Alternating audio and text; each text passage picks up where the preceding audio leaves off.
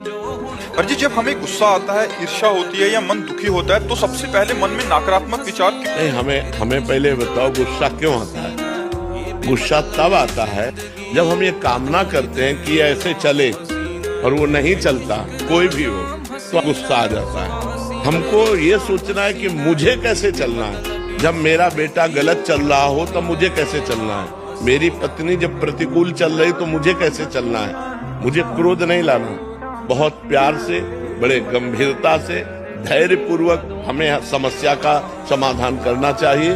क्रोध से समस्या बढ़ती है, ना कि समस्या का समाधान होता है। जब हम गुस्सा करते हैं तब हमारे द्वारा कुछ ऐसा हो जाता है जिससे समाधान होने की जगह और हम फैल जाते हैं, प्रपंच में फंस जाते हैं। तो मुझे लगता है उस समय नाम जप करके हमको अपने अंदर की सोच को ठीक करनी होगी। अगर हम अंदर की सोच को ठीक नहीं कर पाए तो जेल जितनी भरी है वो सब इसी में भरी है, काम में या क्रोध में या व्यभिचार में फंसा या हिंसा में फंसा, चोरी में फंसा, इसी में जेल भरी हुई। तो हमें लगता है हम उस समय अपनी सोच को कंट्रोल कर सके, उसके लिए भगवान का भजन है। भगवान के भजन में बहुत बड़ी सामर्थ्य है और सामने वाले का परिवर्तन क्रोध से नहीं होता, हमारी नम्रता और विनम्रता और सहनशीलता से होता है। एक बार श्री स्वामी एकनाथ जी महाराज महाराष्ट्र के गंगा स्नान करने गए, तो स्नान करके लौट रहे थे तो ऊपर विधर्मी का महल था गली के ऊपर।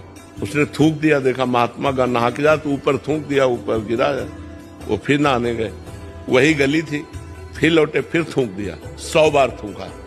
वो 100 बार स्नान करके आए। जब 100 बार स्नान करके आए तो हार गया। वो नीचे उतर के आया और प्रणाम किया और कहा मुझे क्षमा कर दो। उनका क्यों भैया? बोले मैंने 100 बार आपके ऊपर थूका, अपराध किया। बोले नहीं, आपने बड़ी कृपा की। एक दिन में 1 बार गंगा स्नान करता था, आपकी कृपा से 100 बार गंगा स्नान हुआ। ये तो आपकी कृपा। वो चरणों में लौट गया और कहा आज के बाद कभी किसी महात्मा के साथ गलती नहीं करेंगे। विनम्रता और धैर्य ने उसको बदल दिया। अगर उसी समय गाली देते तो शायद और थूकता और गुस्सा करता या और विपरीत चला जाता, लेकिन वो कुछ नहीं बोले तो उसका सुधार हो गया।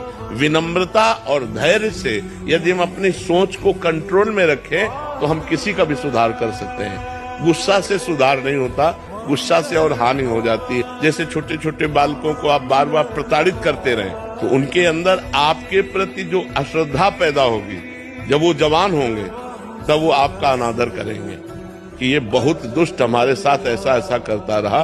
तो हमें लगता है बच्चों को प्यार से समझाने की कोशिश करें, दुलार से समझाने की कोशिश करें। ज्यादा क्रोध का प्रयोग ठीक नहीं है।